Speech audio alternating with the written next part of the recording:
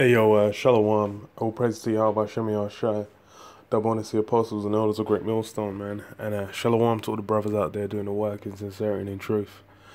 Um, just got a vid basically. As I was reading Tobit, and it's more or less like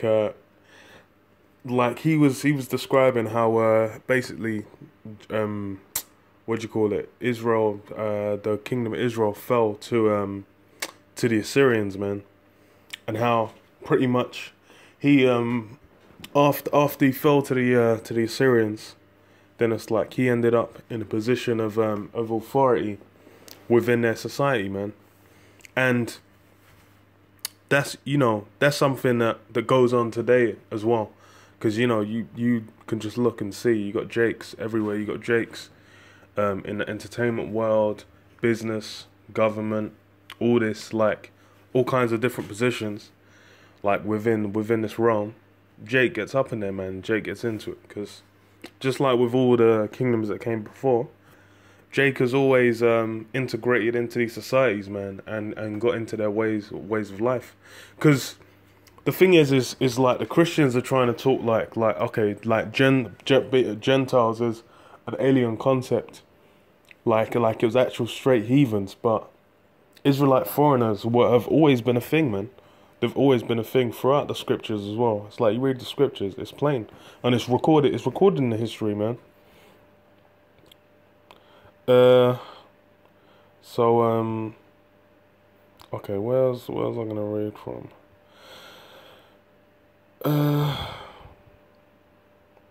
Well, yeah, okay. So, Tobit 1 and 10, it says, "And when we were carried away captive to Nineveh, all my brethren and those that were of my kindred did eat the bread of the Gentiles.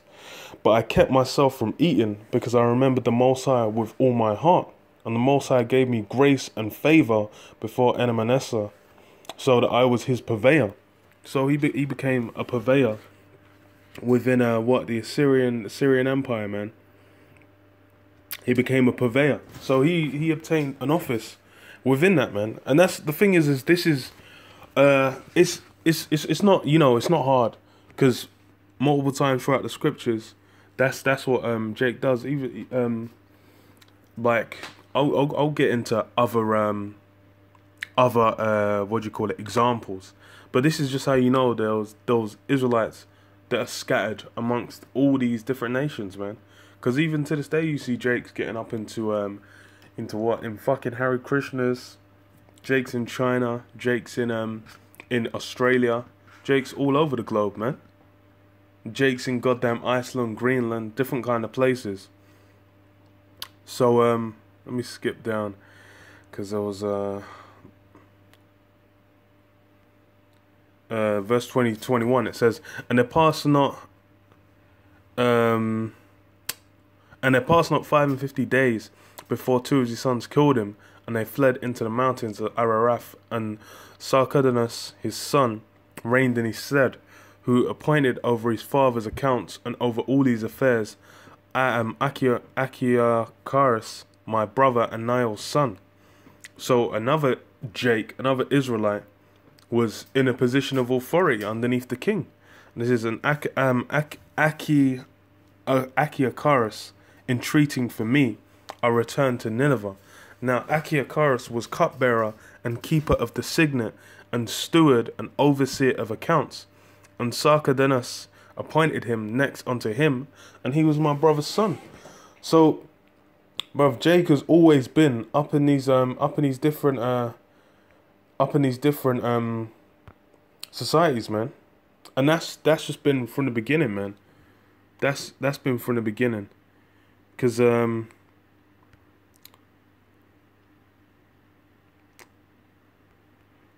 me get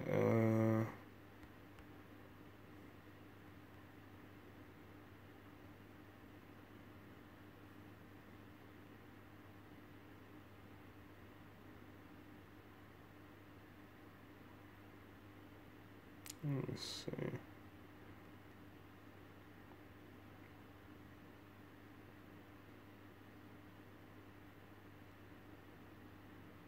Okay, well, Genesis 41 and 39. And Pharaoh said unto Joseph, for so much as God hath shown thee all this, there is none so discreet and wise as thou art. Thou shalt be over my house, and according unto thy word shall all my people be ruled. Only in the throne will I be greater than thou. And Pharaoh said unto Joseph, see, I have set thee over all of Egypt. So this is the same thing that happened. This is in Genesis, man. With Joseph, he obtained an office in Egypt as well, man. He was given office and rule over Egypt, man, which played out for Yahweh Hashem Yahushua's plans later down the line, basically to give succor to Israel for a time, and then obviously to go into captivity, because that was even prophesied the 400 years that they were in captivity, man. It says, and Pharaoh took off a ring from his hand and put it upon Joseph's hand, and arrayed him in vestures of fine linen, and put a gold chain about his neck. And he made him to ride in the second chariot which he had, and they cried before him, bowed a knee, and he made him ruler over all the land of Egypt. So Jake's always been up in positions of power. And the thing is whenever Jake's can get up in positions of power, they'll integrate into these societies, and they'll hang around, man. Because it's the same thing that happened in Babylon, in what's it called, man? In Persia, Medio-Persia, in Assyria, like I just read, Greece, Rome. Jake always gets up in there, man, and it's historically recorded. These guys are trying to talk like this is some kind of alien, some weird alien concept, but this is, it's recorded history. It's in the scriptures. It's immutable facts. Let me see. Or I thought Daniel 2:48. Then the king made Daniel a great man, and gave him many gifts, and made him ruler over the whole province of Babylon, and chief of the governors over all the wise men of Babylon. Then Daniel requested of the king, and he set Shadrach, Meshach, and Abednego over the affairs of the province of Babylon. But Daniel sat in the gate of the king. So Daniel in Babylon was given office, and they basically put him on levels, man. Because the thing is like, it's funny. It's like you even go into even on Wikipedia, even these guys know. Because just it's the thing is like Christians are trying. If you have to accept that these guys were in these societies, then you have to accept there's Israelite foreigners amongst them till to this day, man. To this day. Because it's even to this day, even the time of Yahushua, when Paul was around, when the disciples were around, the apostles were around, they were going into Asia Minor. There was historical accounts of Jake's going into these areas and getting all up in them systems, man. So let me let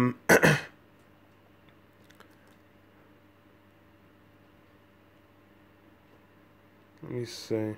Well, read this. It says this is on the Wikipedia page for Persian Jews, and it's in the history section. It says the beginnings of Jewish history.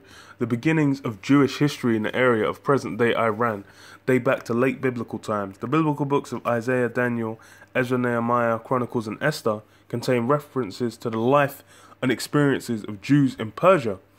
In the book of Ezra, the Persian kings are credited with permitting and enabling the Jews to return to Jerusalem and rebuild their temple. Its reconstruction was effected, and according to the decree of Cyrus and Darius and Artaxerxes, king of Persia, this great event in Jewish history took place in the late 6th century BCE. By the time there was a well-established and influential Jewish community in Persia. Jews in ancient Persia mostly lived in their own community. Persian Jews lived in the ancient communities not only of Iran but also Armenian, Georgian, Iraqi, Balkan and Mountain Jewish communities. But basically, well, let me skip down. This is the one. It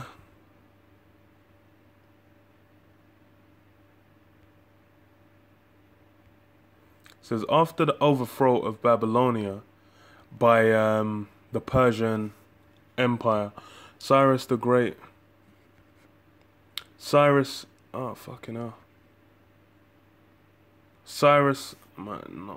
Okay, let me do quick. Cyrus the Great is said by the Bible to have allowed the Jews to return to their native land. More than 40,000 have been said to do so.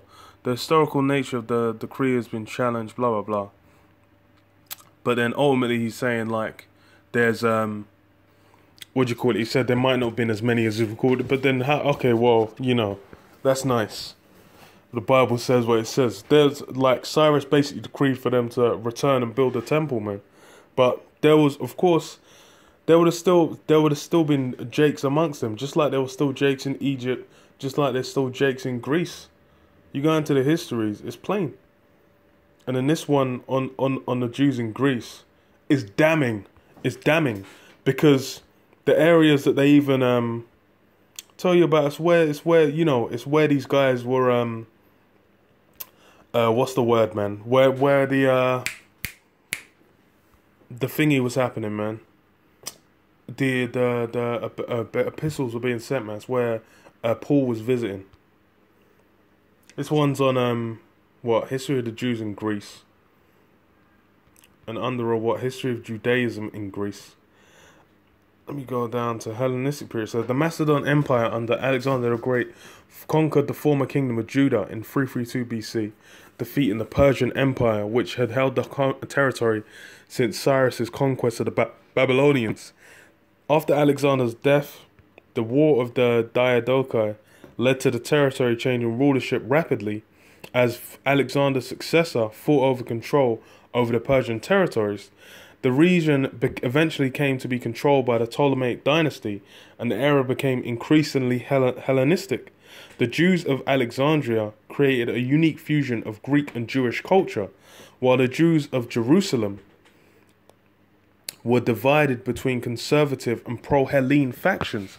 Along with the influence of this Hellenistic fusion on the Jews, who had found themselves part of the Greek Empire, Armstrong argues that the turbulence of the period between the death of Alexander and 2nd century BCE led to the resurgence of Jewish messianism, which would inspire revolutionary sentiment when Jerusalem became part of the Roman Empire. So basically, there was communities within there, and that's recorded in the scriptures as well. You go to what? First Maccabees chapter 1, verse 9. Yeah, First Maccabees 1:11 says, "In those days went there out from Israel wicked men, who persuaded many, saying, Let us go and make a covenant with the heathen that are round about us. For since we departed from them, we have had much sorrow."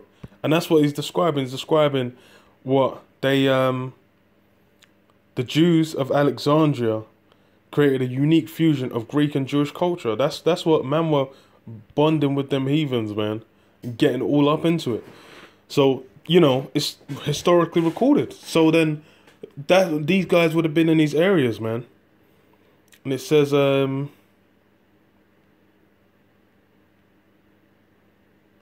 let me read this. It says, Hellenistic Greece and Macedonia fell to the Roman Empire in 146 BC.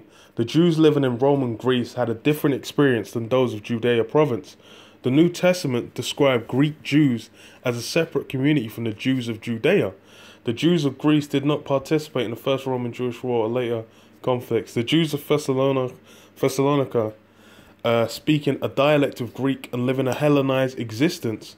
So what's that? That's a Israelite foreigner living a Hellenized existence, speaking Greeks. And it says, and were joined by a new Jewish colony in the 1st century AD. The Jews of Thessalonica enjoyed wide autonomy in Roman times. So these guys were basically they were completely integrated in them societies, man. Which, you know, that's what was going down. So funny as hell, man. Funny as hell. Because it's when you go into the history is damning. The history is damning because you can't help but have to accept that they were Israelite foreigners, man. And then that's who, you know, in the New Testament, Paul was going to. That's who man were going to, man. They were going to the Israelites among these areas. You know, but a Christian would just say, no, look, just everyone can be. But that's just not true, man. But yeah, I'll leave it there, man. I'll say all praise to Yahweh Hashem Yahushua. Double honors to the apostles and orders of Great Millstone, man. And shalom, shalom.